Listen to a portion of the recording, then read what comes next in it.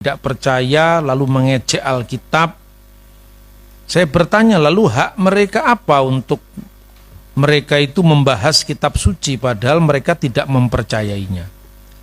Itu yang kita lihat, kita hadapi akhir-akhir ini di Indonesia. Banyak orang usil terhadap kitab suci. Kitab suci yang tidak mereka yakini. Baru-baru ini ada satu perdebatan Yesaya 53. Apakah itu digenapi dengan datangnya Yesus ataukah tidak? Nah, yang mau berdebatkan ini bukan orang Kristen sama Kristen yang percaya kitab Yesaya, atau Kristen sama Yahudi yang percaya sama-sama dengan kitab Perjanjian Lama, termasuk kitab Yesaya. Saya berpikirlah ini untuk apa? Mereka tidak percaya. Maka kemudian saya memberikan contoh bagaimana sikapnya orang Islam terhadap orang Yahudi dan Kristen. Shalom, salam damai sejahtera, Bapak Ibu Saudara sekalian. Jumpa lagi di YouTube channel Benteng Kristen. Terima kasih pertama-tama saya ucapkan teman-teman yang sudah mendukung channel ini. Tuhan Yesus memberkati kita semua.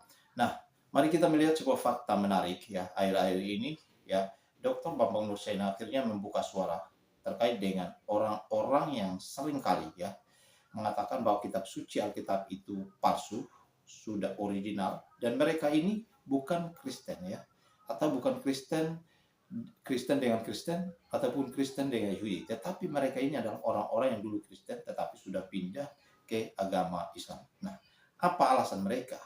Ya, mereka sudah menjalankan kitab suci Alkitab, mengatakan palsu dan original, tetapi di dalam kajian dan pembahasan mereka masih menggunakan ayat-ayat suci Alkitab. Apa?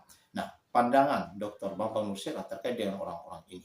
Apa yang mau disampaikan Dr. Bambang Nursena kepada orang-orang tersebut? Kita akan simak videonya dalam video berikut ini. Saya berharap teman-teman ikutin dari awal supaya tidak gagal paham, karena video ini mengedukasi dan sangat memberikan pemahaman bagi kita semua. Langsung aja kita simak bersama-sama. Tiap agama itu kan memandang orang lain salah di luar dirinya kan nggak apa-apa juga. Dia memilih itu. Ibarat kalau Anda memilih istrimu yang paling cantik, suamimu yang paling ganteng, ya berarti menurutmu lebih ganteng dari orang lain. Menurutmu lebih cantik daripada orang lain, itu pilihan pribadi. Tapi kenapa harus dibawa ke ranah publik, diperdebatkan, saling menghujat, saling membenci? Apakah itu suasana Indonesia yang kita kehendaki? Beragama itu kan bukan untuk bertengkar kan? Terus saya ditanya itu jawabannya sejuk-sejuk saja, teduh-teduh saja. Setiap agama itu kan punya pandangan tentang orang lain. Contohnya, kalau orang Muslim memandang tentang Yahudi dan Kristen. Orang Yahudi itu orang-orang yang dilaknat Allah katanya. Dan itu tidak usah harus ditutup-tutupi ya, memang pandangan seperti itu biasalah. Sejak zaman kerajaan Demak Muslim abad ke-15 itu sudah ada terjemahan dari naskah Jawa yang judulnya Kerupak Firara. Nah, naskah itu sudah ada sebelum munculnya buku yang berjudul Headbook van Bunang, Ajaran Sunang Bunang. Itu kira-kira tahun 1500 awal sampai pertengahan ya, ditulis bahwa dalam Kerupak Firara itu sopo sing diarani wong sing dimurkai karo Gusti, yaitu orang-orang Yahudi, karena terjemahan dari teks Al-Quran Ghairil Maghdubi alaihim, bukan orang-orang yang kau murkai, lalu ditafsirkan yoiku dalane wong Yahudi. Itu dari bahasa Arab sebetulnya wahumul Yahud, yaitu orang-orang Yahudi. Waladolin, dan bukan jalannya orang yang sesat, yoiku dalane wong Nasoro kang nyimpang soko ajaran Islam. Ya ndak apa-apa. Wahumun Nasara alladzina dolu anil Islam. Saya ditanya itu biasa, saya biasa membaca naskah-naskah kuno. Oh, ini pandangan Islam pada waktu itu tentang Yahudi yang dilaknat Allah Kristen yang sesat ya biasa aja. Wong kita tidak mengaku sesat tuh. Biar aja orang lain menyebut sesat, ya kan? Nah sekarang pandangan orang Yahudi terhadap Kristen dan Islam bagaimana? Lalu saya bacakan semua, kalau saya bicarakan ada datanya. Orang Yahudi memandang orang Kristen itu memiliki Taurat yang sama. Jadi kita ini adalah saudara satu Taurat. Nah zaman Yesus sendiri orang Yahudi itu kan terpecah-pecah jadi berbagai macam aliran kan. Yang pertama orang Saduki.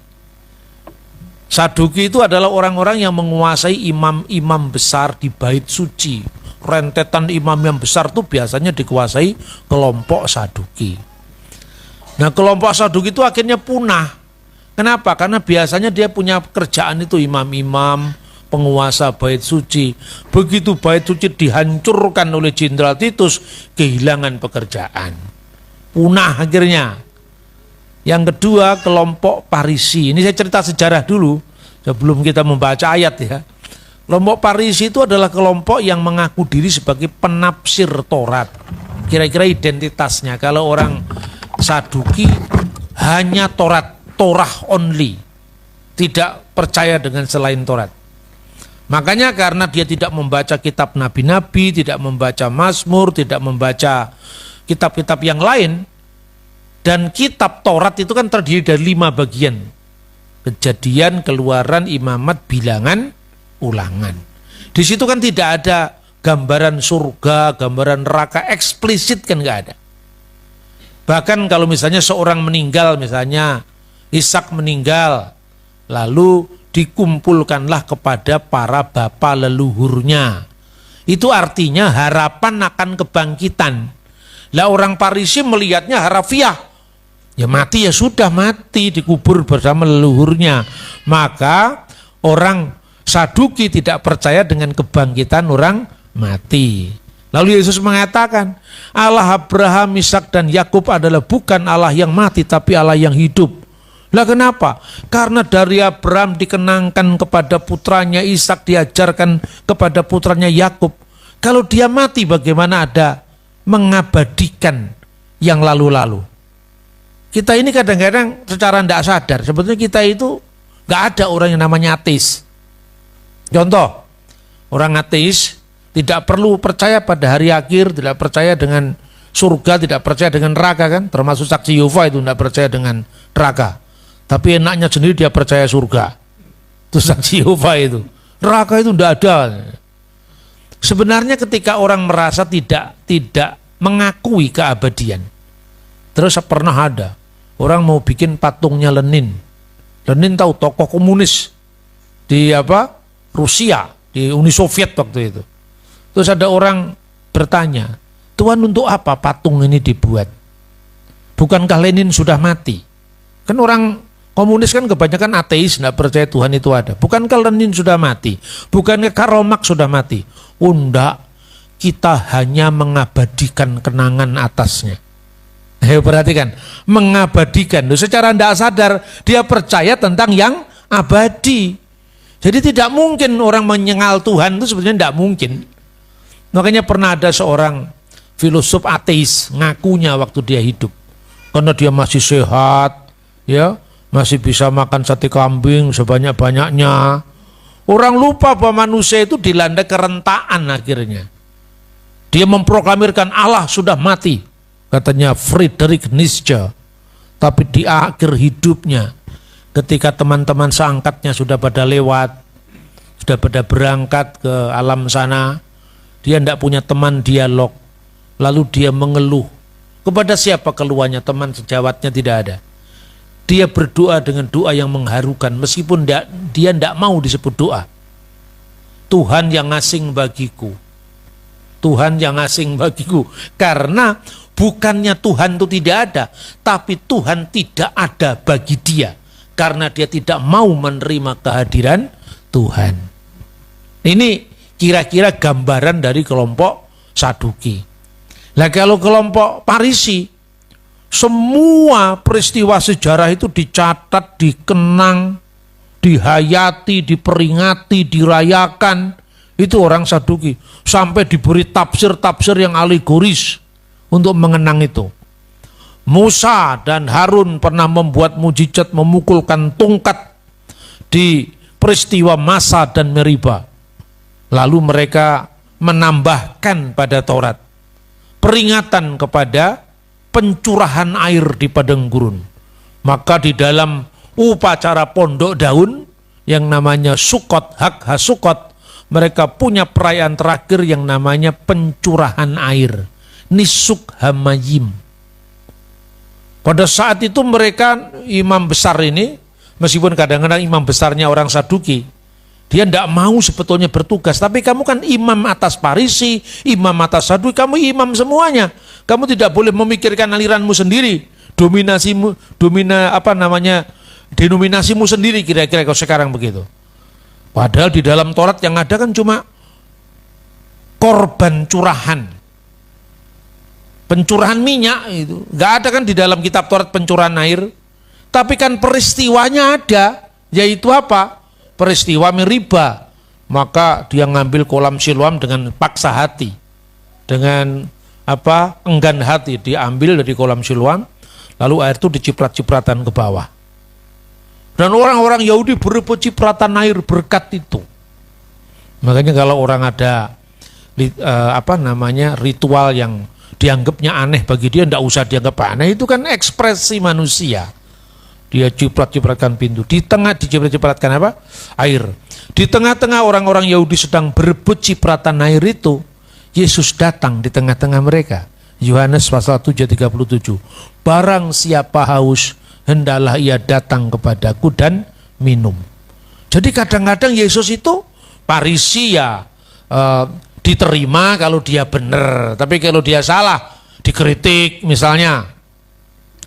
Orang Parisi itu, saudara-saudara, karena bait suci itu dikuasai oleh saingannya Saduki, dia nggak dapat apa-apa.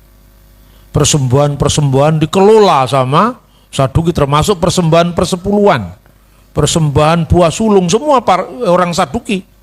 Parisi ini rakyatnya banyak, umatnya banyak, tapi tidak punya kedudukan. Akhirnya dia putar otaknya, gimana caranya kita sama-sama eksis. Dia lakukan yang namanya proselitisme, meyahudikan orang-orang bukan Yahudi, supaya jadi Yahudi, tapi motivasinya tidak tulus. Supaya persembahannya ditarik ke kantong mereka, bukan ke orang Saduki yang mewakili bait Allah. Dalam konteks itulah Yesus mengkritik motivasi orang Parisi, bukan mengkritik pekerjaannya untuk memberitakan firman. Celakalah engkau ya ahli Taurat dan orang-orang Parisi, engkau mengarungi lautan, menjelajahi daratan hanya untuk menobatkan satu orang ke dalam agamamu. Setelah dia bertobat, kamu buat dia menjadi orang neraka yang lebih jahat dari kamu sendiri. Itu kritikan terhadap orang Parisi. Jadi Yahudi itu tidak satu sejak dulu. Ketika bait Allah itu hancur, saudara-saudara, kelompok Parisi ini sadar bahwa dia tidak punya bait Allah lagi. Lah, kelompok Parisi ini punya pengikut banyak masa rakyat, itu namanya kaum Selot. Selot itu kelompok revolusioner. Nah, makanya golongan-golongan Yahudi itu banyak. Kaum Selot itu aspirasinya bagaimana? Kami ingin menunggu Mesias politik, Mesias yang bisa membebaskan kami dari penindasan Roma, kira-kira seperti itu. Aspirasinya itu. Makanya mereka menolak Yesus. Karena Yesus itu tidak bisa diharapkan. Dia bukan Mesias politik pembebas. Malah dia mengatakan kerajaanku bukan dari dunia ini. Mereka menyambut Yesus ketika Yesus memasuki dari Betfage menuju ke Yerusalem. Dielu-elukan dengan daun palma. Hosana sang putra Daud, besok salibkan dia, karena nggak cocok dengan harapannya. Ini kebanyakan orang Parisi. Lalu orang-orang Selot ini melakukan pemberontakan terhadap Roma. Ini khotbah jarang kalau cerita sejarah ya.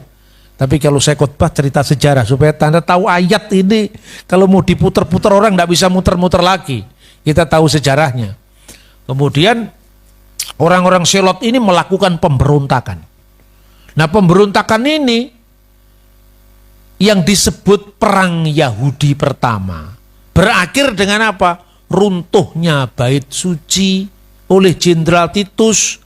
Orang Yahudi mengenang itu yang namanya Tis'a B'Av, tanggal 9 bulan Ab. Itu kira-kira 5 Agustus tahun 70 Masehi. Yesus sudah menubuatkan tidak satupun batu terletak di atas batu yang lain, semua akan diratakan. Dan kenyataan kan?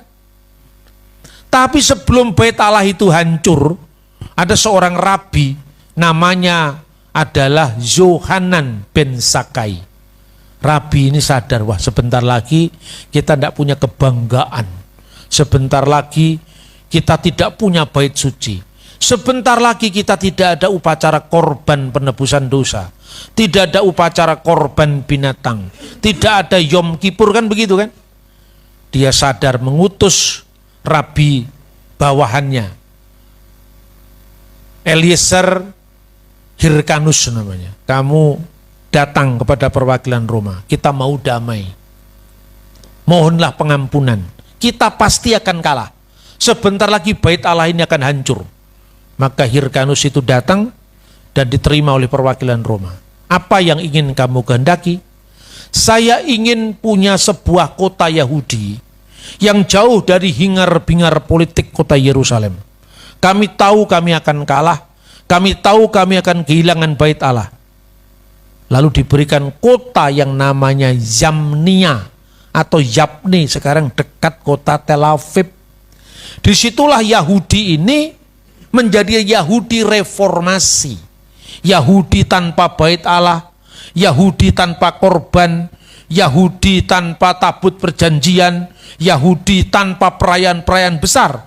Hanya perayaan-perayaan doa di luar bait Allah, sehingga pusat ibadahnya tidak lagi di bait Allah, tapi di setiap sinagogi, rumah ibadah di seluruh dunia. Itu sejarahnya. Lah orang Yahudi yang sekarang bertahan itu dari Parisi ini, saudara-saudara.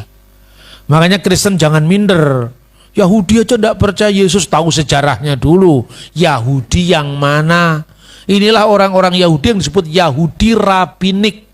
Dari zamannya Rabi Eliezer tadi atau Rabi Yohanan bin Zakkai tadi seniornya. Lalu muncullah Rabi Akiba. Perang Yahudi kedua. Tahun 135 Yerusalem benar-benar dihabiskan, diratakan. Lalu dibuat patung besar Jupiter di atas bekas reruntuhan bait suci. Sudah jatuh terhimpit tangga. Serta itu orang Yahudi diusir dari semua kota Yerusalem. Diusir semua, tidak boleh tinggal di kota Yerusalem. Termasuk orang Yahudi yang percaya Yesus, yang disebut orang-orang Nosrim, pengikut Yesus orang Nazaret, yang diterjemahkan Nasrani. Sementara orang-orang Kristen yang bukan Yahudi disebut Kristianos, yang menjadi kata Kristen. Antioquia tempatnya. Kisah Rasul pasal 11 ayat 26. Bagaimana orang Kristen meninggalkan harapan bangsanya? Karena orang Kristen mengatakan, ketika pergerakan kebangsaan itu tidak membawa-bawa nama Mesias, saya sebagai orang Yahudi saya ikut. Makanya muridnya Yesus ada yang namanya Simon orang Selot kan. Selot itu yang kelompok garis keras itu.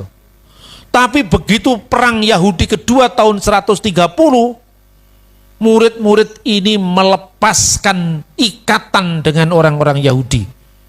Kenapa? Karena Rabi Akiba mengangkat Simon sebagai Mesias Israel. Simon dalam perang Bar Kokhba itu diangkat sebagai Mesias Israel.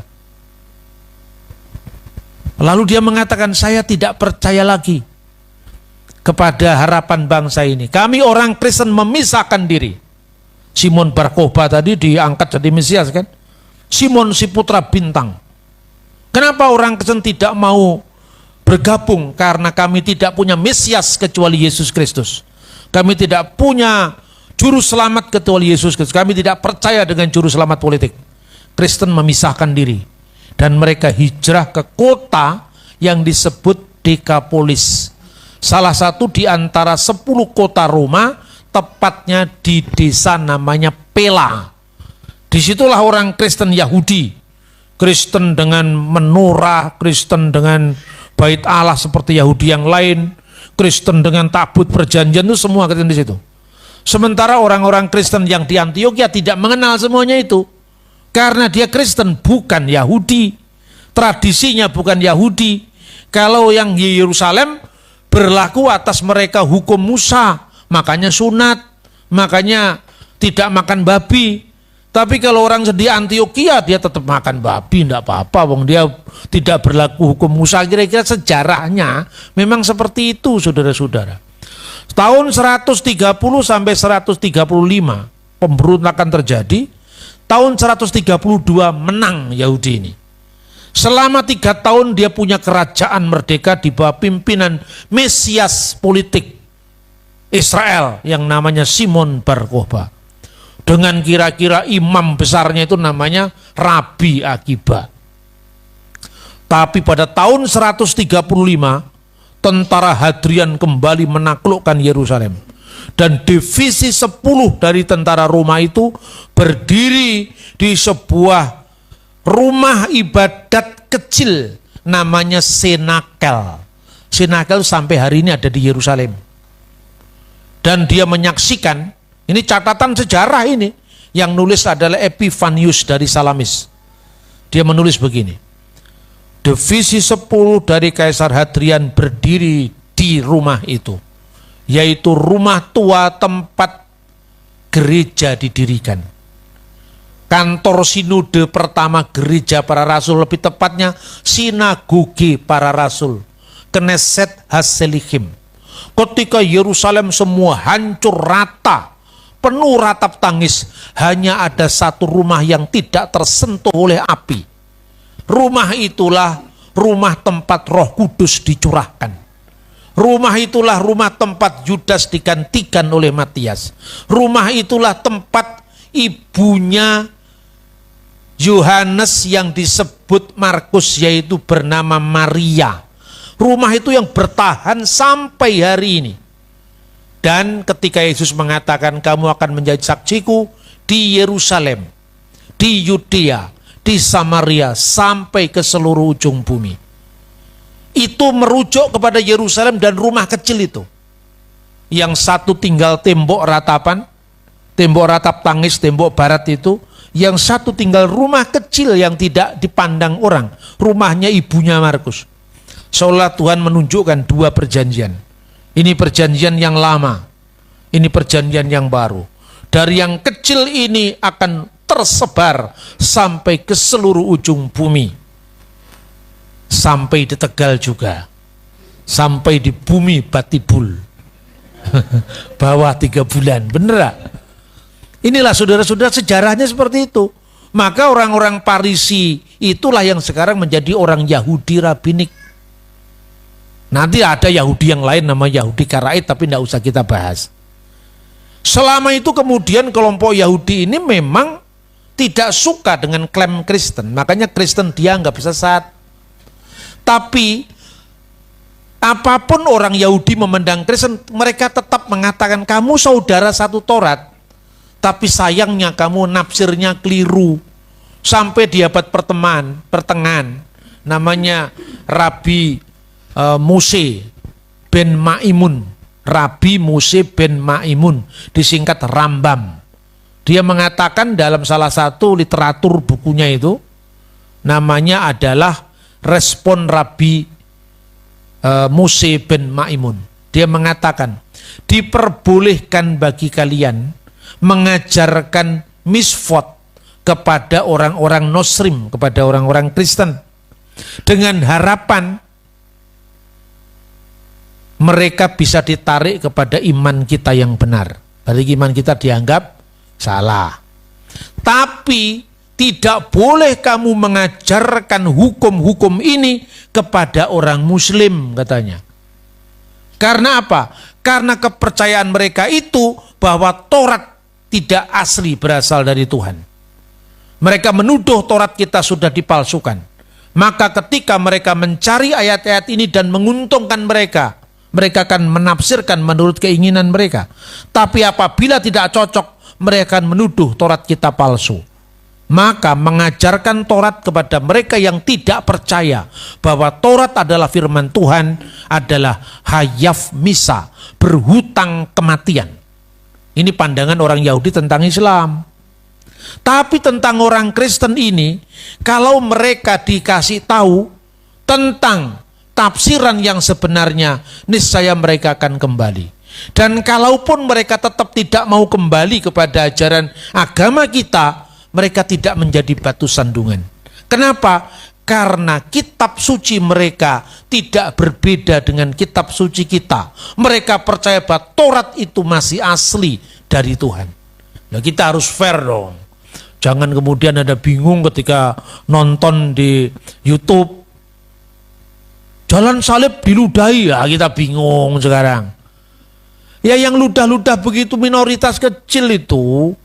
Orang Kristen waktu jalan salib, orang-orang Katolik itu diludahi sama Rabi Yahudi. Kelompok ekstrim itu di semua agama ada, saudara-saudara.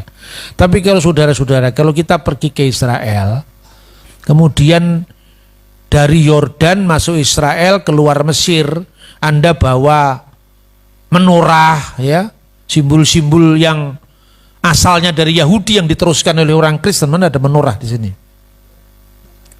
Tidak ada. Harus dibeli itu menorah itu nanti pasang di sini.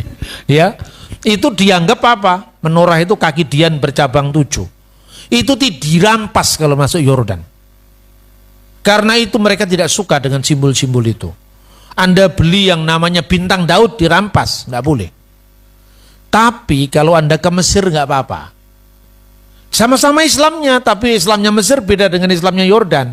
Tapi kalau Anda membawa salib sebesar apapun, boleh masuk ke Yordan. Loh ini kan kasuistis toh. Kalau orang Yordan, simbol Yahudi no, simbol Kristen yes. Orang Yahudi tertentu, simbol Islam, simbol Yahudi, simbol Islam, simbol Kristen semuanya no. Coba kembali ke tembok ratapan. Anda kan tidak boleh membawa simbol agama Islam, simbol agama Kristen nggak boleh. Tapi kalau tokoh Kristen seperti Paus boleh. Yang seizin rabinya. Begitu kira-kira saudara-saudara. Itu kasus, dan orang yang meludahi jalan salib itu sudah ditangkap, diadili. Kok dibesar-besarkan? Dan kita melihat agama, melihat sejarah agama itu dari akarnya, bukan fenomenanya. Ini ada orang jalan salib diludahi lalu diviralkan. Yahudi aja menolak Yesus, kenapa orang Kristen membela Israel, kan itu kan? Benar apa tidak? Ini fenomena, bukan ini fakta.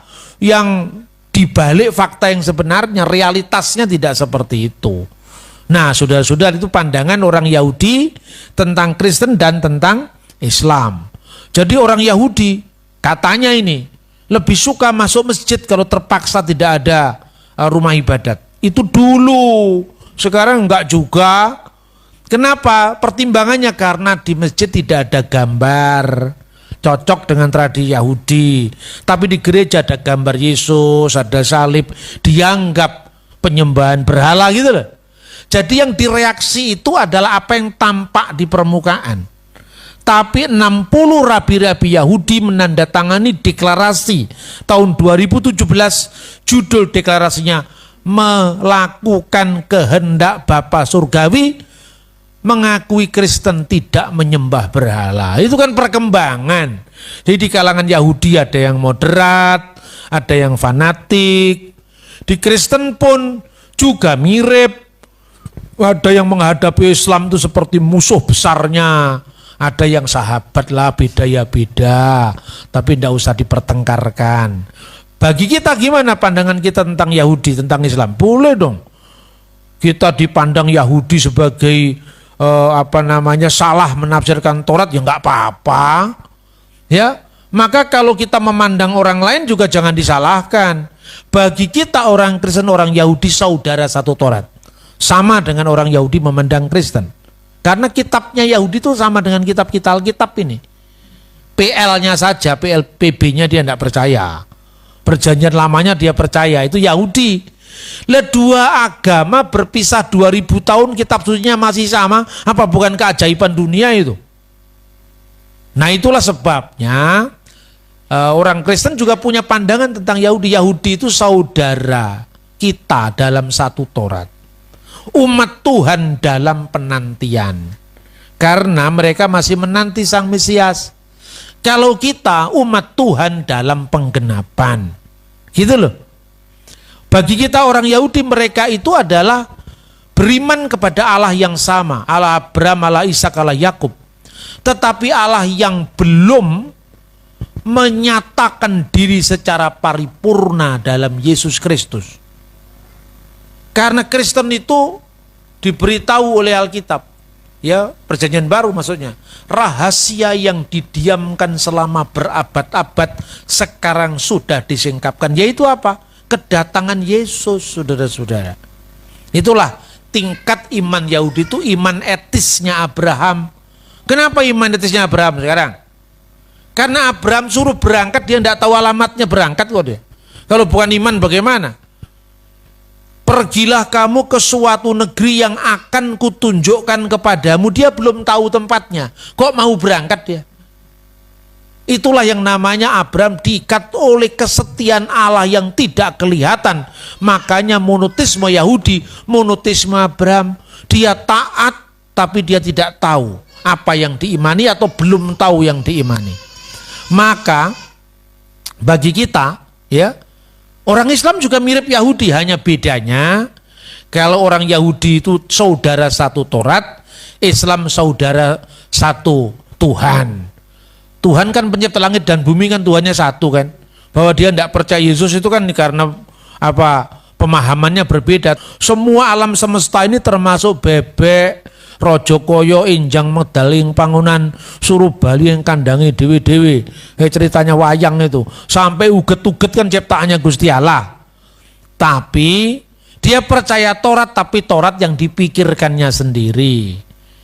Ya, maka banyak orang yang salah memahami Taurat. Itu umat Tuhan juga, tapi umat Tuhan dalam kebingungan. Bukan umat Tuhan dalam penantian kayak orang Yahudi. Ya. Kemudian monoteisme itu ada 3. Yang pertama monoteisme setan. Loh kok ada monoteisme setan? Lah Anda pikir setan nggak percaya bahwa Tuhan itu esa? Ayo sekarang. Yakobus pasal 2:19. Kamu percaya Allah itu satu? Itu baik. Tapi setan-setan pun percaya itu dan gemetar. Artinya setan itu kalau sekedar Tuhan itu satu.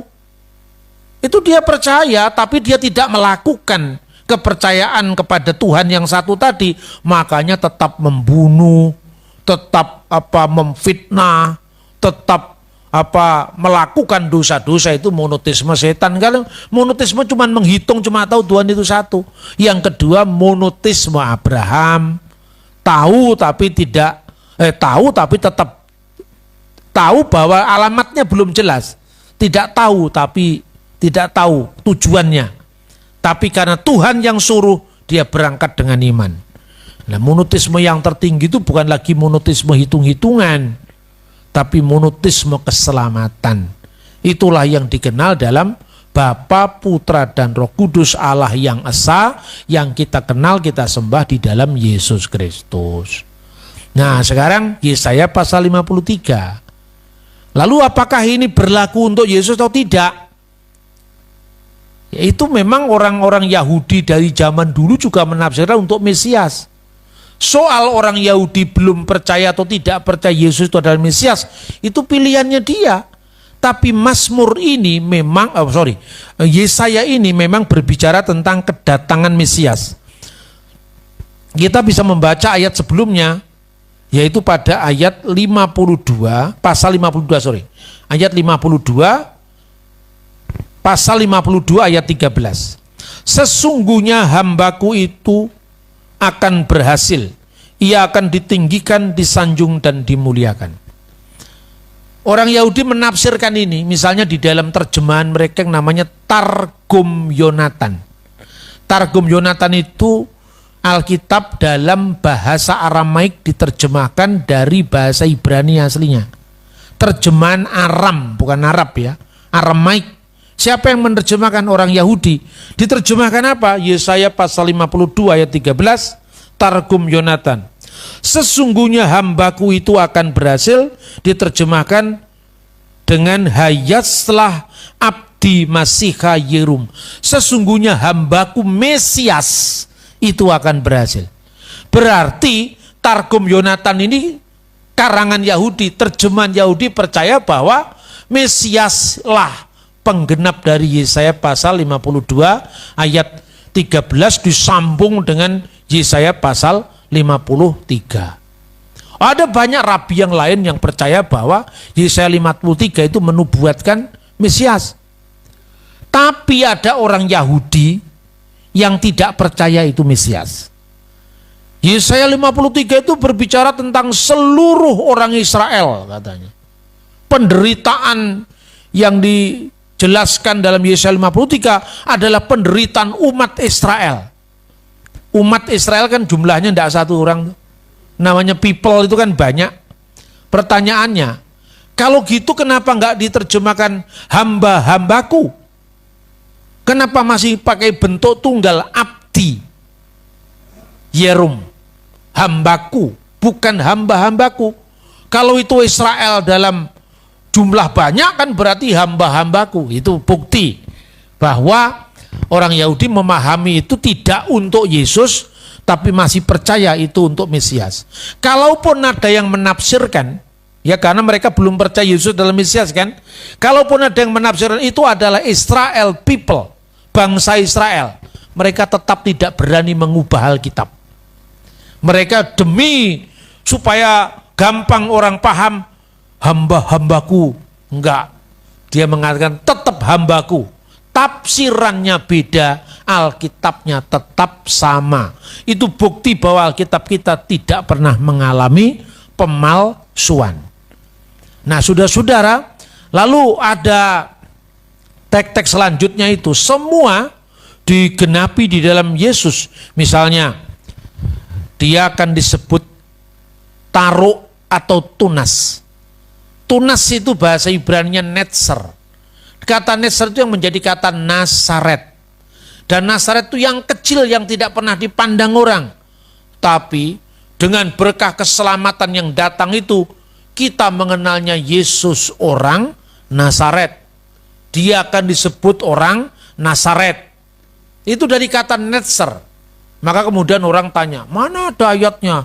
Dia akan disebut orang Nasaret ya, karena teks aslinya memang netzer, teks bahasa Indonesianya tunas tadi. Lalu dia itu dianggap tidak rupawan, itu bukan berarti Yesus itu jelek, bukan ganteng, enggak. Pada saat dia mengalami penderitaan itu, dia enggak dipandang orang. Dia dilecehkan, buruk karena di sini tercabik-cabik waktu disalib itu, kira-kira penafsiran seperti itu. Tapi dia dituduh dihinakan, dia dituduh bersalah, namun kesalahan kita yang ditanggungnya. Dan dengan bilur-bilurnya kita akan disembuhkan. Dia sebagai korban penebus salah. Dalam ayat 9 malah dinubuatkan, dia ditempatkan kuburnya di antara para penjahat. Ya kan? Tapi makamnya atau dalam hal matinya di antara orang kaya, itu terjemahan terbaru. Karena apa? Kalau dalam Alkitab King James kan terjemahkan a rich man, orang kaya.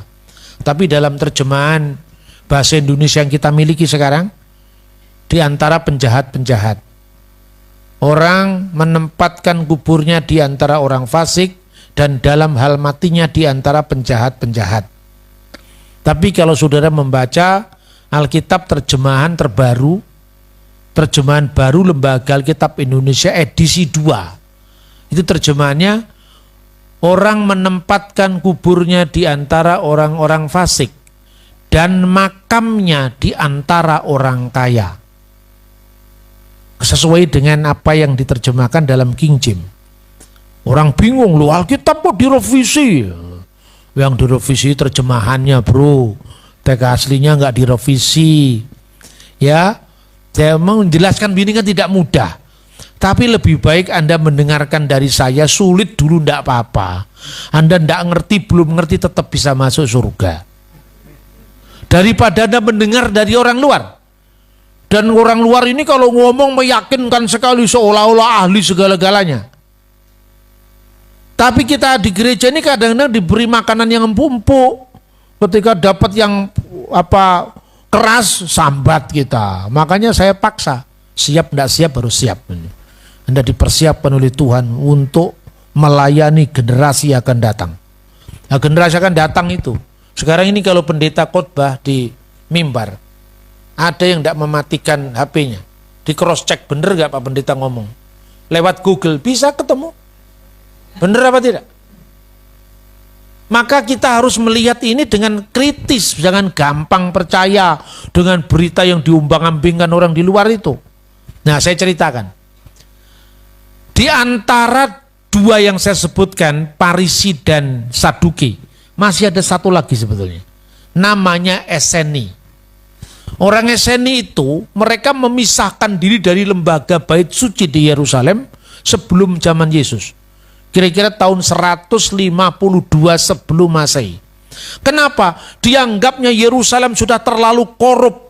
Para imam itu memikirkan kepentingan sendiri, menumpuk harta kekayaan tidak untuk umat. Lalu mereka keluar dari Yerusalem, lalu mendirikan sebuah pemukiman baru di tempat yang namanya Wadi Qumran. Kenapa orang-orang Eseni tidak pernah disebutkan dalam Alkitab Perjanjian Baru? Karena mereka tidak pernah nampak di Yerusalem, tidak pernah nampak di Galilea. Mereka lebih banyak ada di Laut Mati. Tapi sejarawan di abad pertama menyatakan ada orang lain yang namanya Eseni. Kemungkinan besar Yohanes Pembaptis itu pernah bertemu dengan orang Eseni ini. Ada suara di padang gurun. Kan di padang gurun Yohanes Pembaptis. Mungkin malah ada ahli yang mengatakan dia pernah bergabung pada kelompok Eseni kemudian dia keluar. Yohanes Pembaptis. Tapi tahun 1947 ditemukan penemuan sejarah spektakuler dengan munculnya The Dead Sea Scroll, naskah gulungan Laut Mati. Ketika diuji karbon radio orang aktif C14, kita mempunyai Alkitab seluruh Perjanjian Lama yang usianya 2150 tahun dari zaman kita. Nah gitu dituduh palsu, kita naskahnya yang usia 2100 tahun aja ada kok. Itulah yang namanya The Dead Sea Scroll. Sebelum penemuan The Dead Sea Scroll, Alkitab Perjanjian Lama kita yang paling tua berasal dari abad 9 akhir, tahun 900-an, sampai abad 11, awal tahun 1000 Masehi. Itu yang namanya naskah Masoretik yang dipakai oleh orang-orang Yahudi dan Kristen. Dengan penemuan Laut Mati kita memiliki naskah yang usianya 1000 tahun lebih tua lagi dari naskah yang tertua. Nah, coba sekarang agama mana yang punya naskah kitab suci usianya lebih dari 2000 tahun? Tapi kenapa Kristen kok nggak terlalu pede dengan kitab sucinya? Karena kita hanya mengenalnya dari terjemahan demi terjemahan. Padahal teks aslinya terpelihara sampai hari ini. Nah ketika ditemukan teks Laut Mati tadi, karena ini teks yang lebih tua dari naskah sebelumnya, kata Asir, ya, itu di belakangnya itu ada seperti huruf yang kehapus. Dipikirnya itu huruf mim. Makanya para ahli menduga jangan-jangan bacaannya bukan Asir. Asir itu orang kaya. Tapi kemungkinan bacaannya Seirim, penjahat-penjahat. Ini kok mirip huruf mim. Tapi alasan itulah yang dipakai lembaga Alkitab tahun 74 menerjemahkan. Sekarang kan teknologi canggih, saudara-saudara. Ditemukan teknologi sinar ultraviolet. Sehingga naskah kuno itu bisa dibaca dengan cermat dengan sinar ultraviolet itu. Ternyata memang bunyinya Asir bukan Seirim. Maka teks aslinya itu berbunyi demikian kira-kira. Visiten et resaim kibru vi et Asir bimutaf. Jadi dia menempatkan kuburnya di antara orang fasik, dan dalam matinya atau dan makamnya di antara orang kaya. Sebab ada yang membaca bimutaf, yang artinya B itu dengan, mot itu maut, bimutaf dengan matinya. Tapi naskah Qumran juga orang bisa membaca bomotto. Jadi EOU itu belum ada pada zaman sebelum abad ke-5 Masehi. Makanya huruf Ibrani dulu tanpa vokalisasi. Vokalisasi itu dilakukan oleh para masoret tadi. Maka bisa dibaca bomotto, bisa dibaca bimutaf. Artinya menjadi beda. Tapi arti yang berbeda tidak mengubah makna keseluruhan dari seluruh peristiwa Yesaya pasal 53. Lah kok bisa Pak berbeda-beda? Naskah kuno di mana-mana begitu, tidak pernah ada Injil yang turun dari langit, tidak pernah ada Taurat yang turun dari langit. Saya sebetulnya bisa membuktikan bahwa naskah kuno manapun juga mengalami selip bacaan seperti ini. Cuman saya nggak ngomong, kalau ngomong bisa kena penodaan agama, saya nggak berani saya. Lu jadi aman karena pelayanan supaya lebih luas. Gak usah lah nyari-nyari salahnya orang. Tapi kalau orang lain mencari kesalahan Alkitab, saya jawab. Itu kan berarti hak jawab, ya. Nah, kok bisa Pak bomotto menjadi bimutaf? Itu bisa caranya bagaimana? Gini, dalam tulisan-tulisan kuno itu kan titik, koma, titik-titik, diakritik, vokalisasi kan kadang-kadang belum ada. Untuk membayangkan lebih gampang, Bapak Ibu kira-kira kalau membaca bahasa Melayu zaman Sanusi Pane kesulitan apa enggak? Bahasa Melayu, atau enggak usah jauh-jauh, bahasa Melayu zamannya Bung Karno, bahasa Indonesia zamannya Bung Karno. Bagaimana menulis Pancasila? PANTZ strip sila, ya, Pancasila.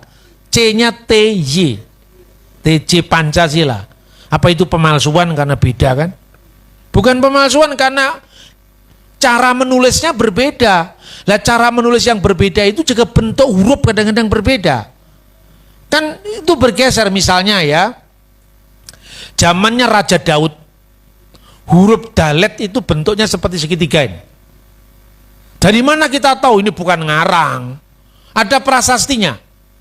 Kalender pertanian di zaman Raja Salomo sekarang ditemukan. Namanya kalender Geser. Cari aja di Google, Geser kalender in the time of King Solomon, muncul di situ. Sekarang ini semua sejarah itu bisa terungkap. Anda lihat huruf D-nya itu seperti kotak, seperti segitiga begini. Nah, ke segitiga begini dengan begini dibentuknya jadi perisai Daud. D itu artinya nama Daud. Nama Daud itu nilainya 14. Dalet itu nilainya 4. Vav nilainya 6. Dalet nilainya 4. 4 tambah 6 tapi jumlahnya 14. Makanya inilah silsilah Yesus Kristus anak Daud anak Abraham. Sefer Toledot Yesua Hamasiah ben David ben Abraham. Dari Abraham sampai pembuangan Babel, berapa jumlahnya? 14. Dari pembuangan Babel sampai dari Abraham sampai Daud jumlahnya 14. Dari Daud pada pembuangan Babel jumlahnya 14. Dari pembuangan Babel sampai kepada Yusuf suami Maria melahirkan Yesus jumlahnya 14. Itu angka namanya Raja Daud. Karena itu menjelaskan inilah silsilah Daud, bahwa juru selamat lahir dari benih Daud. Makanya ketika orang Samaria memprotes, kami tidak mau ikut Yehuda, tidak mau ikut keturunan Daud, dia merasakan Mesias yang akan datang yang mereka menyebut Nabi Pemulih. Dari nubuatan kitab Ulangan pasal 18-15 itu bukan dari Yehuda, tapi dari suku Yusuf, kata orang Samaria. Ini perpecahan pertama Yahudi. Yesus tidak bisa mentolerir itu. Kamu menyembah Allah yang tidak kamu kenal. Kami menyembah Allah yang kami kenal karena keselamatan datang dari bangsa Yahudi. Karena Yehuda sukunya Daud. Jadi kebenaran Alkitab itu terungkap secara detail. Sak huruf-hurufnya juga bayangkan. Nah itu saudara-saudara. Makanya kemudian ungkapan seperti cara menulis dan yang berbeda itu nggak usah dipersoalkan, itu wajar-wajar saja. Tapi peta besar gambar sang penyelamat itu tidak berubah, itu justru kekayaan.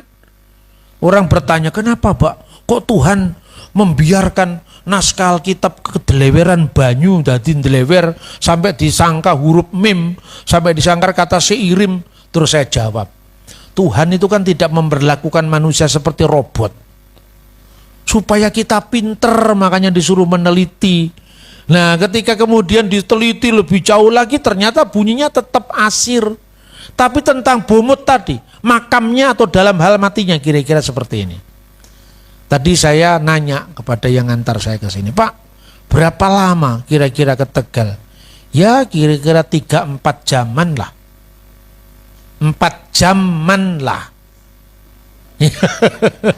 Kira-kira 4 jam itu zaman. Di sini akhiran yang menunjukkan kira-kira, bukan pasti. 4 jaman lah Pak. Kira-kira 1000 tahun kemudian orang membaca. Berapa jauhnya antara Wonosobo ke Tegal? 3 zaman. Wah, zaman Jepang, zaman Belanda, zaman Republik. Masa begitu? Ayo sekarang. Ngomongnya seperti ini kan ilmiah. Saya lebih sejahtera dengan diberi Tuhan kesulitan seperti ini supaya kita meneliti, memahami, lebih dalam pemahaman kita. Didadi wong pinter kok ora gelem. Yesus itu menghendaki kita suruh jadi orang pinter, suruh jadi meneliti, bukan berangasan. Contoh yang kedua, bahwa kata sambung itu kadang-kadang dibaca dan orang bisa salah.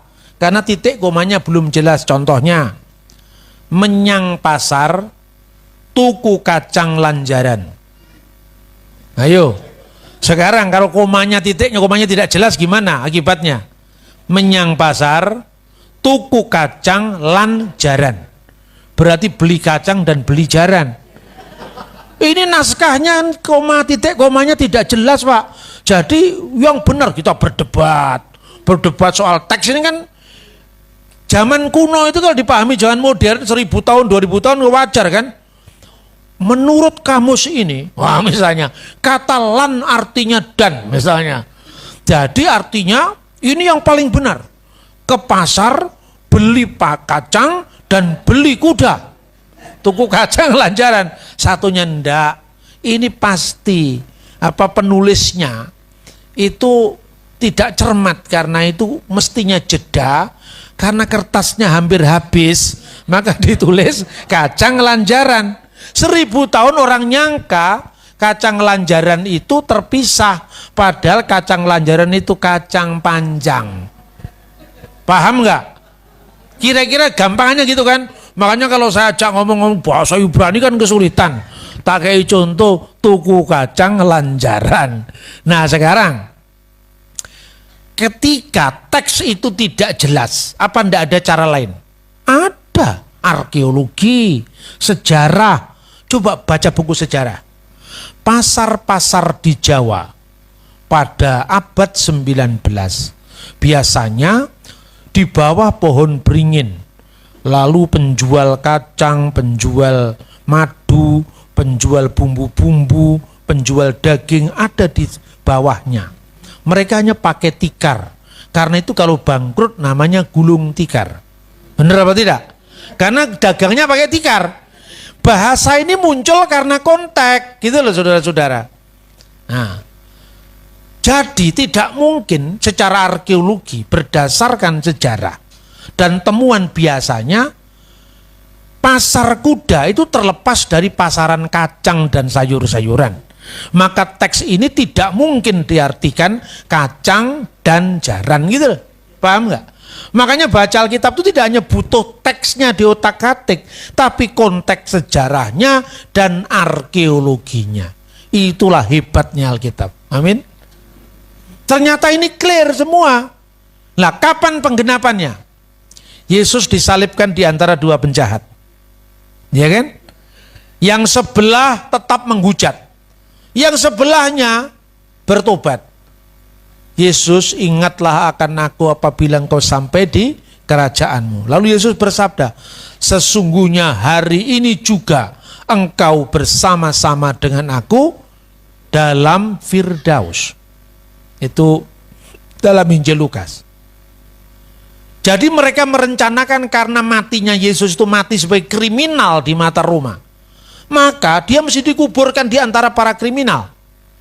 Tapi karena tidak ada kejahatan dan tipu tidak ada di mulutnya, apa alasannya dia harus menguburkan di antara para penjahat? Maka kuburnya di antara orang kaya. Siapakah dia? Yusuf Arimatea. Sampai sedetil itu kita memahami kitab suci. Luar biasa kan? Itu nubuatan 700 tahun sebelum peristiwanya terjadi, saudara-saudara. Masih ada lagi satu contoh orang usil mempersoalkan Alkitab. Ayo kita baca lagi. Di dalam ayat 10 ya. Yesaya 53 ayat 10. Tetapi Tuhan berkehendak meremukkan dia dengan kesakitan apabila ia menyerahkan dirinya sebagai korban penebus salah. Ia akan melihat keturunannya, umurnya akan lanjut, dan kehendak Tuhan akan terlaksana olehnya. Nah, ada orang yang jumawa. Bagaimana dengan ayat ini, Pak? Umurnya akan lanjut, berarti Yesus jadi kakek-kakek dulu, Pak, baru digenapi. Padahal dia mati umur 33 tahun. Bagaimana ayat Alkitab tidak konsisten? Katanya nubuat, ternyata salah. Ya, jangan keras-keras dulu ngomongnya. Golek keliru malah isin. Yang kedua dikatakan di antara ia akan melihat keturunannya. Keturunannya itu benihnya. Itu sebetulnya bahasa aslinya nafsu yir'eh zera. Keturunan itu. Dia akan melihat benihnya. Lah benih itu maknanya bukan hanya benih jasmani, tapi juga benih rohani. Kata itulah yang dalam perjanjian baru juga pernah dijumpai dengan padanannya dalam bahasa Yunani. Karena kita ini dari keturunan Allah. Apa ya Gusti Allah itu beranak kan? Ya enggak. Artinya spiritnya orang itu berasal dari mana? Kalau dia berbuat jahat disebut anak-anak kegelapan. Bukan berarti ditafsirkan orang Papua. Itu rasialisme itu. Rasisme itu, sorry. Tapi kalau anak-anak yang memilih yang kebenaran disebut anak-anak terang. Boleh juga disebut ini anak-anak Tuhan, satunya anak-anak setan. Itu kan perumpamaan. Masa mau perumpamaan aja enggak bisa. Kalau Allah punya anak, siapa bidannya? Ketawa semua. Ya kan? Nah, keturunannya sini maknanya apa? Kita akan lihat kitab Kejadian pasal 3 ayat 15. Kata keturunan itu adalah Zerah. Kita akan lihat. Aku akan mengadakan permusuhan antara engkau dan perempuan ini, antara keturunanmu dan keturunannya. Uben zar'aka, uben zar'ah. Keturunanmu dan keturunannya. Keturunannya akan meremukkan kepalamu, dan engkau akan meremukkan tumitnya. Perhatikan, pertama, antara keturunanmu dan keturunannya. Keturunan perempuan itu siapa? Yesus. Itu keturunan secara fisik, karena Yesus benar-benar jadi manusia. Tapi antara keturunanmu dan keturunannya, keturunannya setan, keturunannya ular itu apa? Apa keturunan fisik kan enggak, setan bukan fisik kok. Ular itu kan bukan ular biasa, itu kan jilmaannya setan kan. Antara keturunanmu, keturunan Hawa, dan keturunan setan. Masa setan punya keturunan? Ono wedon rabi karo demit, masa begitu? Mana siji jenenge setan, katanya tembangannya orang Sulu kan begitu. Bukan itu maksudnya, bukan keturunan secara harafiah saja, keturunan fisik, tapi juga bisa keturunan spiritual. Lalu kejadian berikutnya, apa yang dilakukan oleh keturunan perempuan ini, ya, dan apa yang dilakukan oleh iblis, yaitu keturunannya akan meremukkan kepalamu. Keturunan ular itu akan meremukkan kepala setan, tapi engkau akan meremukkan tumitnya. Hu Yesu pekaros, dia akan meremukkan kepalamu. Ve'atah tasu penu akep, itu penyalipan. Jadi dengan salib Yesus itu setan dikalahkan, tapi Yesus juga diremukkan tumitnya. Inilah yang disebut penyalipan. Jadi di sini yang dimaksudkan keturunan itu tidak hanya keturunan fisik, tapi juga keturunan spiritual. Satu ayat lagi, kita misalnya bisa baca Kejadian 21:12 ayat 13. Tetapi Allah berfirman kepada Abram, janganlah sebal hatimu, karena dalam hal anak dan budakmu itu, dalam segala yang dikatakan Sarah kepadamu, haruslah engkau mendengarkannya, sebab yang akan disebut keturunanmu ialah yang berasal dari Ishak. Di situ digunakan kata-kata juga Zarah. Kibe Yitzhak, Zikari Lecha Zarah. Lalu ayat 13, tapi keturunan dari hambamu itu juga akan kubuat menjadi suatu bangsa, karena ia pun anakmu, maksudnya Ismail. Jadi yang disebut keturunan dalam konteks ini adalah benih mesianik. Maka bahwa keturunan Abram yang melahirkan Mesias itu yang dari Ishak, bukan yang dari Ismail. Makanya orang Yahudi terlepas dia belum menerima Yesus atau menolak Yesus, doanya Baruch atah Adonai Elohenu melek haolam, terpujilah engkau ya Tuhan Allah kami Raja yang kekal, Elohe Abraham, Allah Abraham, Elohe Yitzhak, Allah Ishak, Elohe Yakub, Allah Yakub, Magen Abraham, perisai Abraham. Tidak ada kata-kata Elohe Ismail. Bukan berarti Ismail dikutuk, tidak. Tapi Ismail bukan jalur mesianik di mana sang Mesias akan dilahirkan. Ini soal iman Yahudi dan iman Kristen. Jadi yang Ismail tidak boleh protes karena memang bunyi ayatnya seperti itu. Ya. Terus yang kedua, terakhir ini sekarang. Dan katanya dalam kitab Yesaya tadi, umurnya akan lanjut ya arik yamim, dan kehendak Tuhan akan terlaksana ya arik yamim. Yamim itu hari-hari. Hari-harinya akan terus berlangsung, akan lanjut hari-harinya, akan lanjut usianya. Pernahkah Anda berpikir Yesus jadi kakek-kakek tua? Tidak harus. Di mana ayatnya? Coba kita baca lagi. Kitab Daniel. Ya, kitab Daniel pasal 7 ayat 13 sampai 14. Aku terus melihat dalam penglihatan malam itu, tampak datang dengan awan-awan dari langit seorang seperti anak manusia. Datanglah ia kepada yang lanjut usianya. Siapa di sini lanjut usianya? Dan dia akan dibawa ke hadapannya, huruf besar. Ini Tuhan. Lalu diberikan kepadanya kekuasaan dan kemuliaan dan kekuasaan sebagai raja. Maka orang-orang dari segala bangsa, segala suku bangsa, segala bahasa mengabdi kepadanya. Kekuasaannya adalah kekuasaan yang kekal, yang tidak akan lenyap, dan kerajaannya ialah kerajaan yang tidak akan musnah, tidak akan berkesudahan. Kebar enas dalam bahasa Aram, ini bagian kitab Daniel ditulis dalam bahasa Aramaik, tidak lagi bahasa Ibrani. Kebar, ke itu seperti, bar itu anak, nas itu manusia.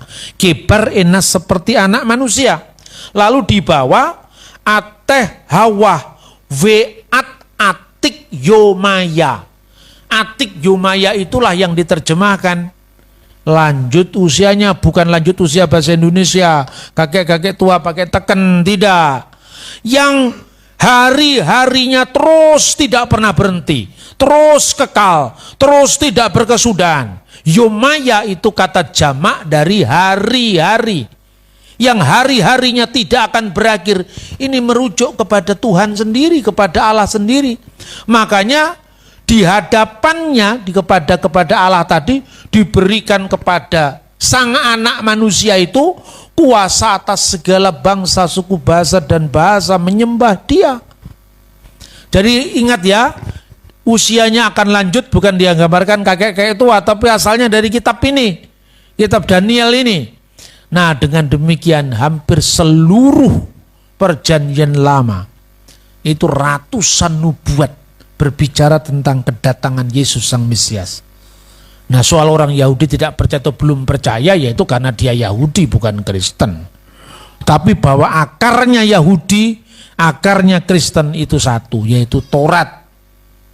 Maka kemudian jangan orang Kristen yang tidak paham mengatakan hukum Taurat harus dipertentangkan misalnya dengan Efesus, ya.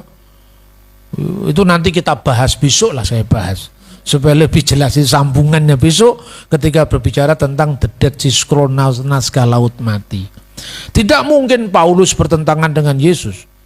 Yesus mengatakan, aku datang bukan untuk meniadakan hukum Taurat dan kitab para nabi, tetapi menggenapinya. Itu maknanya apa? Besok saya jelaskan. Moga apa yang kita pelajari dari penggenapan firman Tuhan dalam Yesaya 53 itu benar-benar meneguhkan iman kita, sehingga iman kita tidak gampang diombang-ambingkan oleh berbagai macam pandangan awam yang sekedar otak-atik, seperti mengotak-atik tuku kacang lanjaran tadi tanpa melihat konteksnya. Tuhan memberkati kita. Amin. Berikan kemuliaan untuk Tuhan kita Yesus Kristus. Bapa Surgawi, kembali kami naikkan syukur kehadirat-Mu Tuhan. Kami takjub, kami heran, kami merasa luar biasa firman-Mu digenapi dalam kehidupan Tuhan Yesus Kristus. Karena itu Bapa, terima kasih Engkau sudah mencerahkan kami dengan firman-Mu yang luar biasa. Detil penggenapannya di dalam Sang Kristus. Kami berdoa kepada setiap orang yang tidak percaya.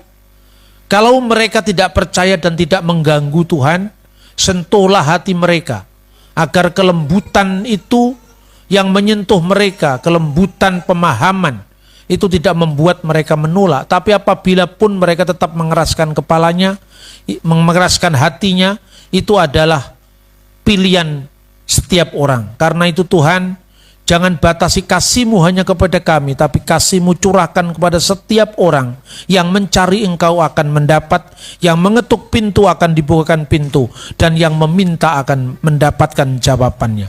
Malam ini kami percaya, karena kalau Engkau menggenapi firman-Mu begitu detailnya, Engkau juga akan menggenapi apa yang kami inginkan, asal itu seturut dengan kehendak Tuhan. Terima kasih Bapa, terima kasih. Kami berdoa, mengucap syukur, menaik-naikkan segala puji-pujian itu hanya di dalam nama Yesus Kristus, Tuhan dan Juru Selamat kami. Amin. Ya, terima kasih teman-teman, Bapak Ibu Saudara sekalian sudah menonton video ini. Saya berharap ya video ini boleh dapat dibagikan agar mereka, orang-orang yang botol ya, yang seringkali menganggap Alkitab itu palsu atau tidak original, tetapi mereka selalu membawa kitab suci Alkitab itu untuk membahas di dalam kajian dan ceramah mereka ya. Semoga mereka memahami video ini dan mereka boleh dapat berubah dan tidak lagi menjelek-jelekan kitab suci Alkitab. Nah, terima kasih teman-teman sahabat sekalian. Kiranya Tuhan Yesus memberkati dan menolong kita semua dimanapun kita berada. Shalom.